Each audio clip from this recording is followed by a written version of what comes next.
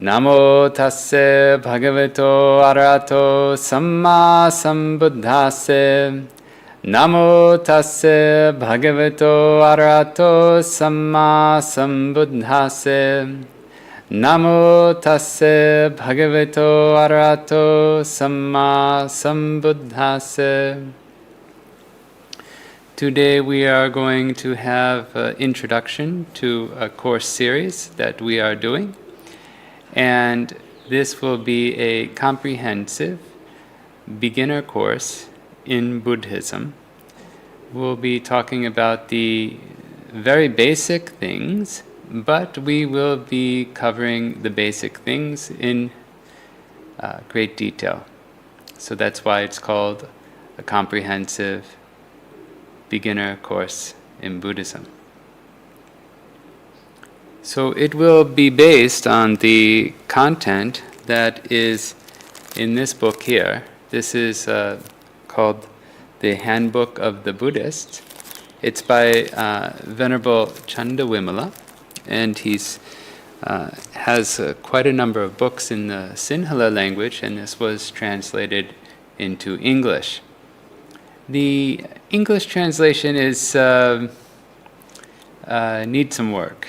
And if you can find a copy of the book, it's very good. If you can locate a copy of it, it might be difficult to do. It's copyrighted. It's not on the internet, or if it is on the internet, it's not allowed. It might only be available in Sri Lanka. But nevertheless, it is a decent book. And what we are going to do is we are going to follow the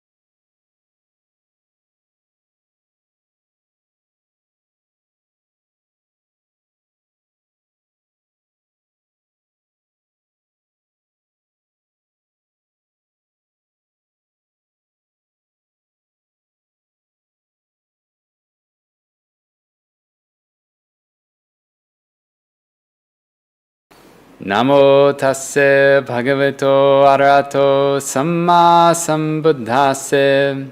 Namo tassa bhagavato arahato samma sambuddhassa.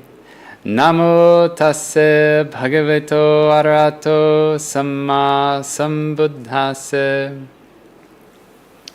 Today we are going to have an introduction to a course series that we are doing. And this will be a comprehensive beginner course in Buddhism. We'll be talking about the very basic things, but we will be covering the basic things in great detail. So that's why it's called a comprehensive beginner course in Buddhism. So it will be based on the content that is in this book here. This is called the Handbook of the Buddhists. It's by Venerable 𝗀𝗂𝗯𝗀𝗲, and he's has quite a number of books in the Sinhala language, and this was translated into English. The English translation is needs some work. And if you can find a copy of the book, it's very good. If you can locate a copy of it, it might be difficult to do. It's copyrighted, it's not on the internet, or if it is on the internet, it's not allowed. It might only be available in Sri Lanka. But nevertheless, it is a decent book. And what we are going to do is we are going to follow the book content as a general syllabus. So we will be taking the main points, and we will be putting the details into Dhamma talks. And there's no copyright on general topics covered in Buddhism. And we will also, in some cases, we'll be generalizing or skipping over some points, and in other cases, we might go into greater detail.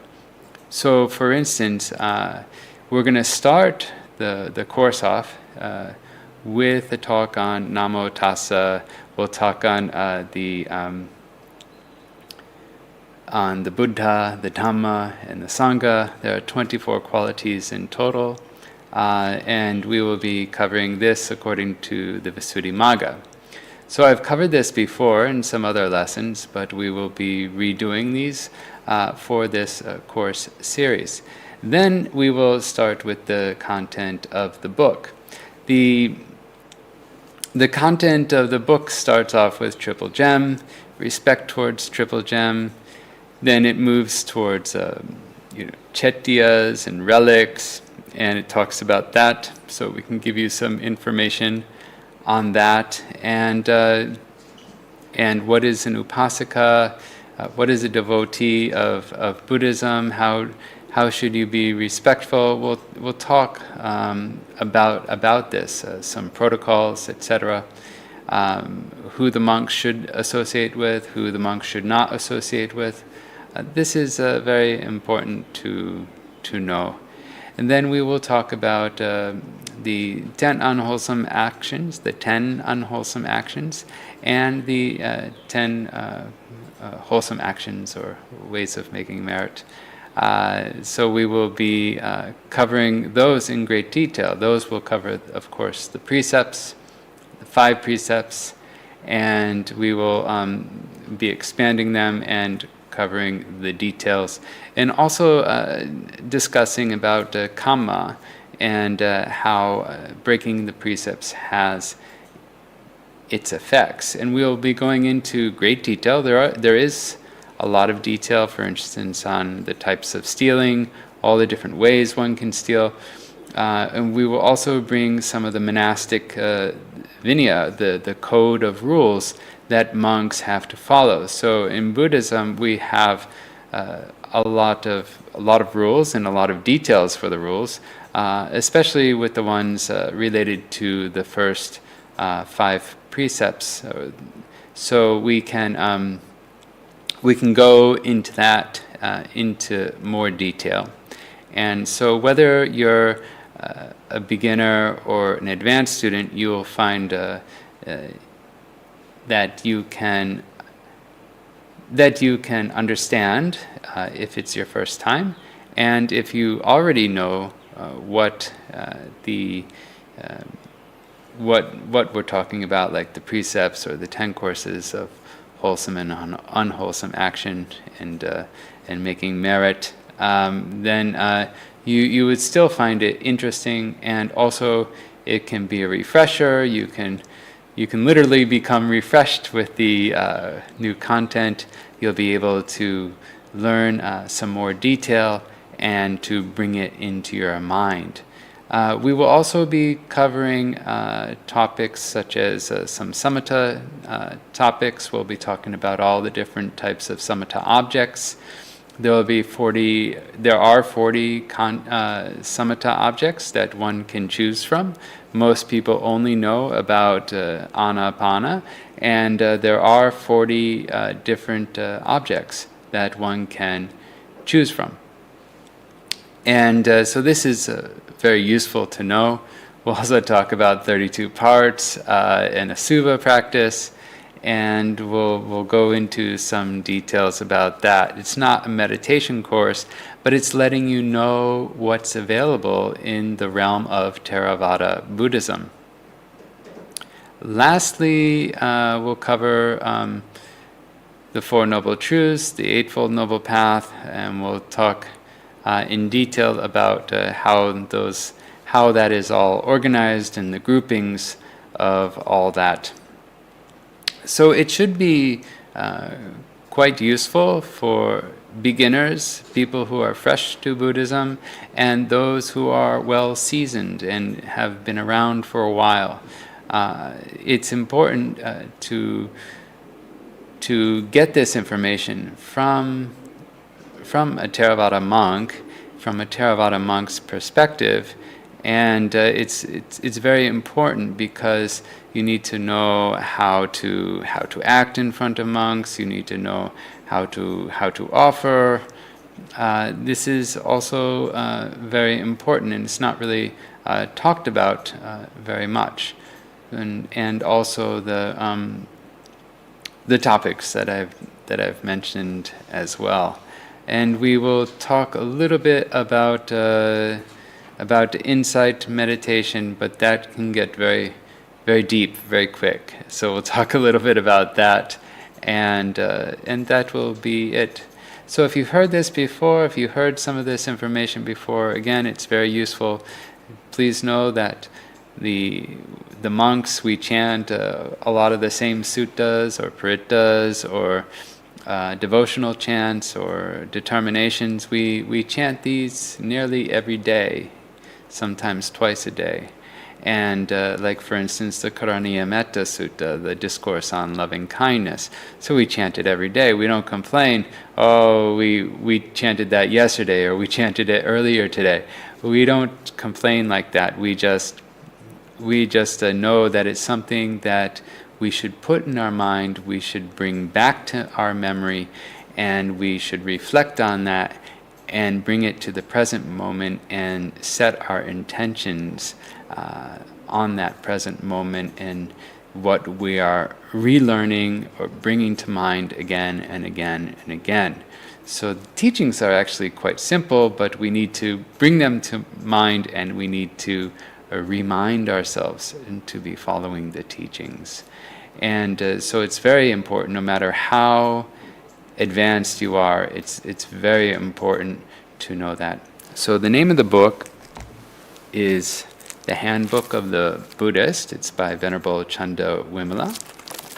And I don't know if you can find it. We're going to cover important points from this book. We are going to skip over some sections and go into more detail in other sections. So even if you have the book, it's not necessarily going to match one for one, but it will have the general content, the general outline of what we will cover in this Theravada beginner Buddhist comprehensive beginner course in Buddhism, in Theravada Buddhism.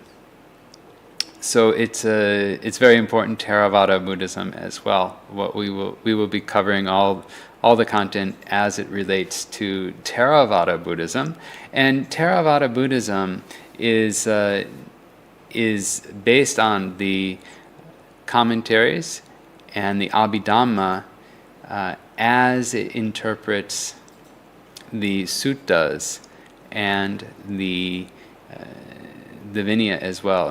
In many cases, the commentaries play an important role for the Vinaya. So it's very important for learning about precepts.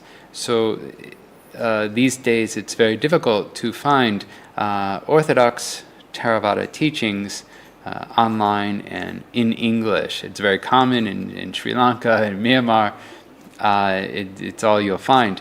But in the West, you might not be able to find an orthodox interpretation or take or teaching on such simple topics. So we will be covering that in that perspective. So now what we are going to do is we're going to start with what does Namo Tassa Bhagavato Arahato Samma Sambuddhassa, what does that mean? Let's chant it one more time. We did in the beginning, but let's chant that now. Namo Tassa Bhagavato Arahato Samma Sambuddhassa. Namo Tassa Bhagavato Arahato Samma Sambuddhassa. Namo Tassa Bhagavato Arahato Samma Sambuddhassa. So this chant, this small little phrase actually, is said in the beginning of every Dhamma talk. You heard me saying it in the beginning, you heard me say it again, you've heard other people say this phrase, other monks say this phrase, other lay people, lay teachers say this phrase. Maybe if you've done some chanting at home, or you've taken 5 precepts, again, you have also said the Namo Tassa phrase. We use Namo Tassa as an abbreviation for the Namo Tassa Bhagavato Arahato Samma Sambuddhassa. When we give Triple Gem and 5 precepts, Tisarana, and Panchasila, when we give these to the lay people, normally we just say, okay, Namo Tassa. And that means begin, and they start, and they do Namo Tassa Bhagavato Arahato Samma Sambuddhassa. So while I'm talking, I'm going to say Namo Tassa. And sometimes I will say the whole thing as well. I will say the whole phrase, Namo Tassa Bhagavato Arahato Samma Sambuddhassa. We are going to talk about what it means. We're going to talk about the basic meaning, the word by word definitions, and the basic grammar. We're not going to go into great detail, but later we will. There is an overlap between the first 3 words that we use and the Buddha Anusati, the 9 qualities of the Buddha. So we can cover that later. But we're going to have just a basic, general introduction, and also to understand the grammar that is involved with this small chant, the grammar of the Pali language. And this is what we use in Theravada Buddhism. And so we'll talk about that. So we have Namo Tassa Bhagavato Arahato Samma Sambuddhassa. My hands automatically raise up, and they're in what we call the Anjali position, because Namo means my reverence to the Blessed One, the Worthy One, the fully self-enlightened One. So when we chant, we put our hands together like this in reverence to the Buddha. And we say this before every single Dhamma talk, before every single Tisarana, before every single Paritta chanting. So it's very important to do, and we'll explain what this is all about and why we have so much reverence to the Buddha. So, Namo Tassa. Namo means reverence or homage. And you might have heard of the word namaste, namaskara, namasaka. These are relatively the same words. And we have namo, it means reverence or homage. And this word automatically goes out to an object. And so we have Tassa, Namo Tassa.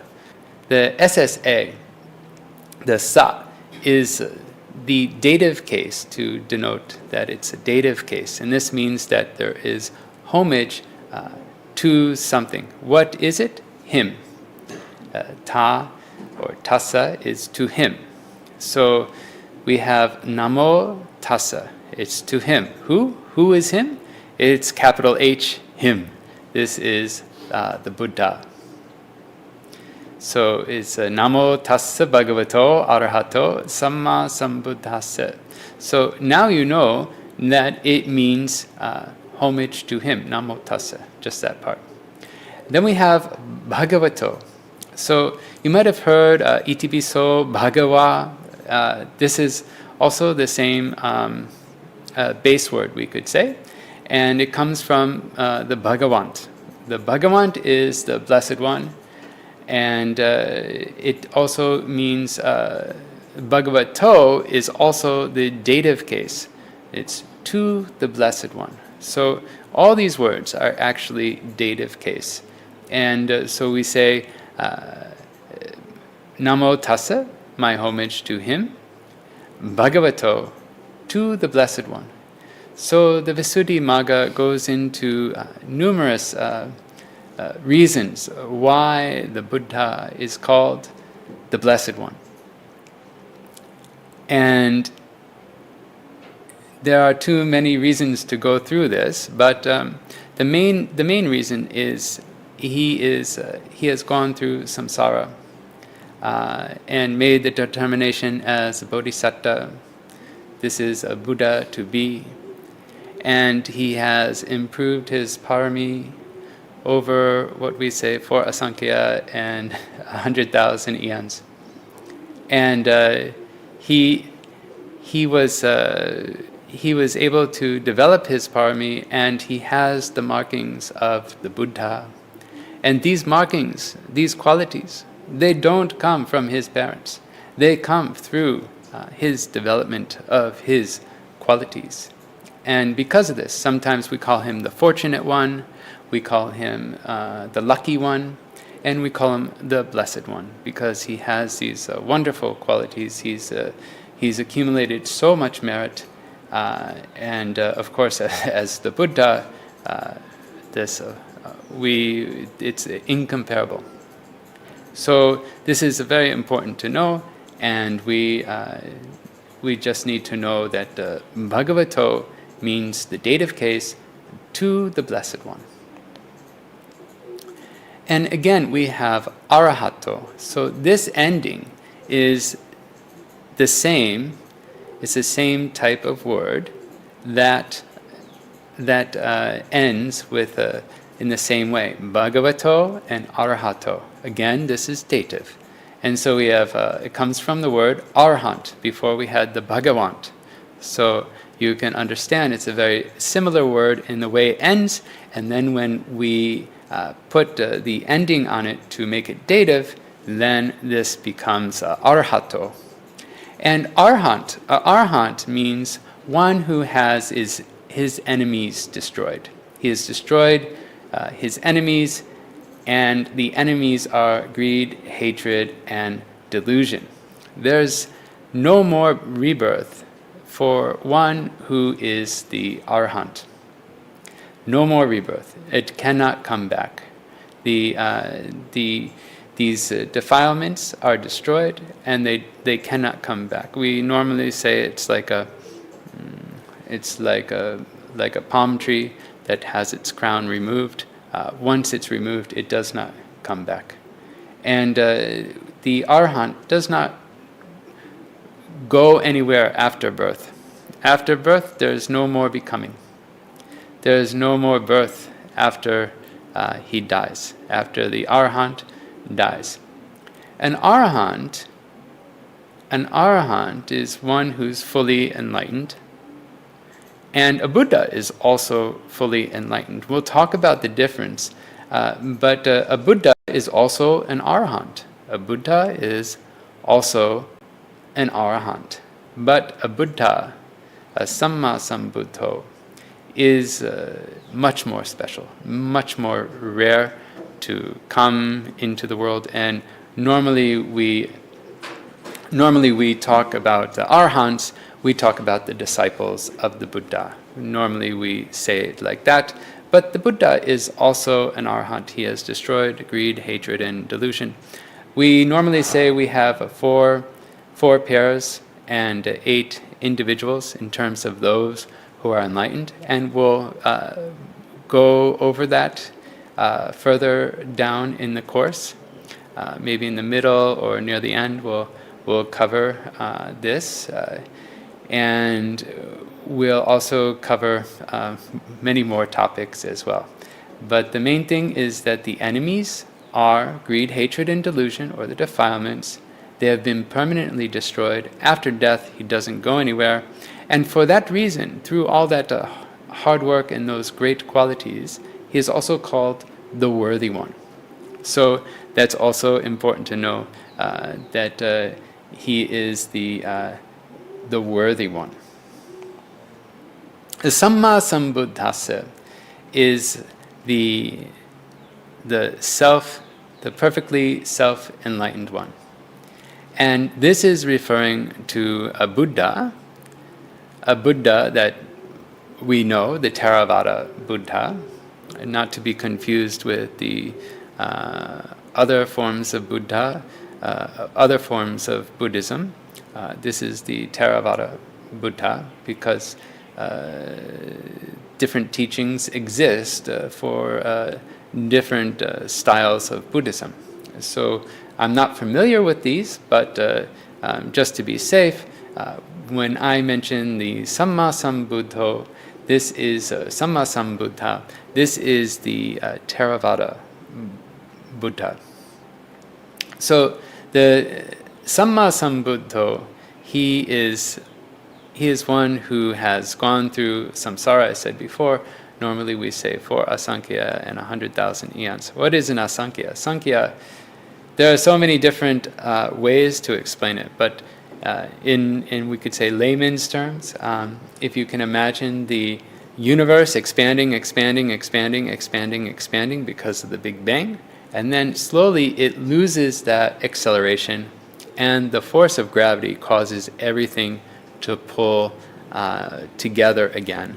And then this would be one of the cycles of asankhya. It's uncountable. It's an uncountable length of time. There are many other similes, and metaphors, but the main thing is to know that it's an uncountable and unimaginable amount of time. And so we call it Big Bangs, 4 Big Bangs, we could say. But it's much, much longer than that. So if you can imagine how long that is, know that it's longer. So again, the 𝗀𝗲𝗶𝗸𝗲 is the same type of word as tassa. So you see that buddhassa and tassa, they sort of end and they sound the same. And this is also the same type of word, and this is the dative case to the word 𝗀𝗲𝗶𝗸𝗲, 𝗀𝗲𝗶𝗸𝗲, 𝗀𝗲𝗶𝗸𝗲. So we can say like that.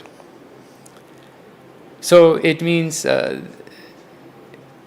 it means that we give homage to the 𝗀𝗲𝗶𝗸𝗲. We give homage to the perfectly self-enlightened. Now, what is so special about one who can become enlightened through teachings and one who can discover the teachings? So it doesn't really work like this, but it's a good example to sort of understand about the mind and the power to be able to figure things out, and how much personal power, we could say parami, or past life abilities, in order to be able to figure out the teachings and to discover the teachings, and then be able to teach other people. There are different types of Buddhas, and some Buddhas, they don't teach. They are called private Buddhas. Sometimes we call them private Buddhas, Pacceka Buddha. But 𝗀𝗲𝗶𝗸𝗲, they specifically made the determination so that they could become a Buddha and they could teach out of compassion for all beings in the world. So we have Einstein. Einstein, we could say, is someone who discovered teachings. He didn't create teachings. He didn't create any teachings with magical powers or anything like that, or any laws. He discovered the laws of physics, and that were unknown at the time. And he taught them to other people. And other people are able to understand these teachings.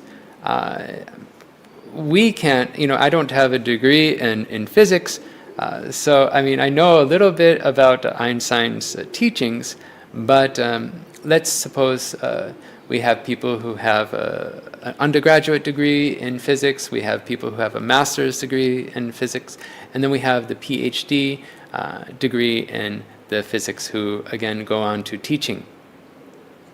So the PhD, we could say, is the Arahant disciple of Einstein. So they go to very high levels of mastery of the teachings, and then they become, let's say, a professor, and they teach. Of course, real PhDs would also continually try to discover new teachings as well. That's where the metaphor sort of breaks a little bit. But in the general sense, you can understand that there are physicists, there are rare physicists who come into the world who are able to discover these new laws of physics, and they're very special people. Other people can learn the teachings that they discovered, but they don't have that capacity to discover the teachings. And so the Buddha, through his long training, unimaginable length of training, he is able to discover the teachings, and the Arahant is able to learn and develop and fully comprehend the teachings to the highest level. The Sammasambuddho, he is an Arahant. An Arahant is an Arahant. So the difference between the two, after death, there is no difference. There is no difference when an Arahant dies and when the Buddha dies. There is no difference at all. There is no difference at all. And but there is a huge difference in the personal power of the Buddha. The Buddha is he has so many knowledges developed to the fullest extent that is incomparable to any other being, including his chief disciples. They don't even come close. And so it's very rare in the world for a Sammasambuddhasa. I feel like I have to put my hands together when I say it, because it's very rare in the world for us to encounter or even hear the word Buddha. We're very lucky. We're very lucky to hear this word. And what more can we say about hearing the teachings of the Buddha? And for myself, to be a monk and to be a bhikkhu and to be able to practice full time the teachings of the Buddha, it's very special. It's a very wonderful thing. And when we give homage to the Buddha, it's very important because it's so rare. We have chants about how how the teachings are rare, the Buddha to come into the world. We have this 𝗷𝗶𝗸𝗶 chant that we chant every day, nearly every day. It depends on our schedule. And it's very rare, and we need to be reminded of that. And the Buddha himself actually gave this Dhamma talk every day as well. And so it's something we should chant every day. Some of these teachings, they might be repetitive to you. They might be, you know what Namo Tassa means, you know what some of the basic teachings are that are going to come in through the course. But the main thing about Buddhism is keeping the teachings in the mind and reminding yourself what you're supposed to do, and that you're supposed to be doing it. And that's what's important. So this is one of my friends who went to ITBMU. He has a degree in I think in Pali or Sanskrit, and in order to get a master's degree, he had to start from the very bottom level. and he had to go through the diploma. He had to go through the diploma course where they were teaching Buddhism from the very basic level with no experience necessary. And I asked him, I said, "Why are you here? What are you doing? What use is this for you?" And they have 6 hours of classes, I think nearly 6 hours of classes per day. And he says, he called me 𝗷𝗶𝗸𝗲, I think at that time. He says, 𝗷𝗶𝗸𝗲, it's like we have to study a little bit because we have to remind ourselves, because we have to make it fresh in our mind for the exams.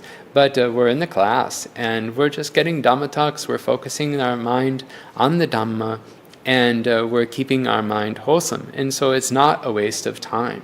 And so this is very important to understand, that when you hear a teaching that you've heard before, not to go, "Oh no, I've heard this before, and well, this is wasting my time, I'm going to skip forward," or whatever, or go somewhere else. It doesn't work like that in Buddhism. For instance, I said we chant the 𝗷𝗶𝗸𝗲 chant nearly every day. We chant loving kindness. We chant we chant the qualities of the Buddha every day, for sure. And if we're chanting or something like that, but nearly every day we chant this multiple times per day. Many times we do multiple times per day. For instance, the discourse on loving kindness. So, what you only need to chant loving kindness until you know it, and then you can forget about it, or you can chant it once a week. What do? Do you complain? "Oh, we chanted loving kindness. We practiced loving kindness yesterday. We practiced loving kindness an hour ago." So it's something that we should always have in our mind, and this is why the monk life, we have many repetitions. And the Mahathera of the organization of we call it the Sri Kalyana Yogashrama. The Mahathera, he's passed away, but he has chanted the Buddha Nusati, the 9 qualities of the Buddha, over 1 million times. And so, why, if he knows it, why does he chant it again and again and again? Because he knows the value of that, and to keep the mind focused. And he was very focused. And so, when you hear teachings, it's very important to understand, "Oh, I'm keeping my mind, I'm reminding myself," and so it's very important to know that while you're listening to things, that you're bringing things again and again and again into mind. So that's very important. So we covered the dative of tassa. We've covered the dative of samma sambuddhassa. So I'm grouping these in order of in the group of the form of the word. So we say Namo tassa bhagavato arahato samma sambuddhassa. And so I'm putting tassa and samma sambuddhassa together, next to each other, so you can see tassa samma sambuddhassa. And we have the dative case of bhagavato and arahato. So we have those together. They're all dative cases. And we say Namo to him, Namo to the Blessed One, Namo to the Arhat, the Worthy One, and Namo to the Buddha, the perfectly self-enlightened one. And so we say Namo tassa, Namo to him, Namo to the Bhagavant, Namo to the Arhat, and Namo to the Samma Sambuddho or Samma Sambuddha.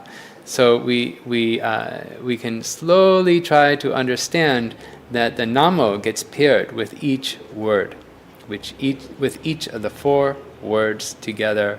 It means my respect to him, my respect to the Blessed One, my respect to the Arhat, and my respect to the Buddha, the Samma Sambuddho.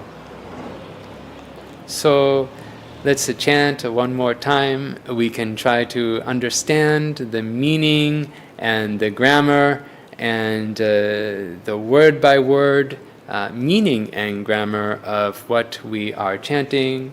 Namo tasse bhagavato arahato samma sambuddhase.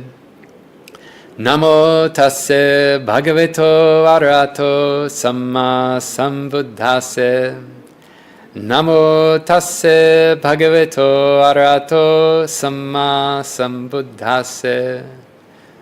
So today, now you understand what Namo tasse is. And this is the beginning class of the beginning lecture of the lecture series on the comprehensive beginner course in Buddhism.